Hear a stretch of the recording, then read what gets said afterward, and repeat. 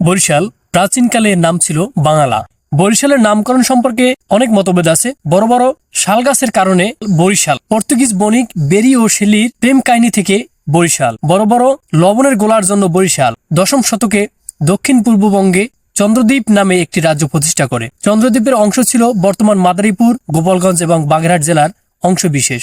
চতুর্দশ শতকে সমগ্র বাংলাদেশ যখন মুসলমানদের দখলে, তখন দনুজমর্দন দেব এই অঞ্চলে একটি স্বাধীন রাজ্য স্থাপন করেন, যা বাকলা চন্দ্রদ্বীপ নামে পরিচিত ছিল। 1797 সালে এখানে বাকেরগঞ্জ জেলা প্রতিষ্ঠিত হয়। 1801 সালে এই জেলার সদর দপ্তর গিরোদে বন্দরে অর্থাৎ বর্তমান বরিশাল শহর স্থানান্তর করা হয়। এই জেলা লবণের বড় বড় চৌকি ও বড় বড় দানার জন্য ইংরেজ এবং পর্তুগিজ বণিকরা এই অঞ্চলকে বরিশাল্ট বলতো। বরিশাল্ট পরিবর্তিত হয়ে বরিশাল হয়েছে বলে অনেকে ধারণা করেন।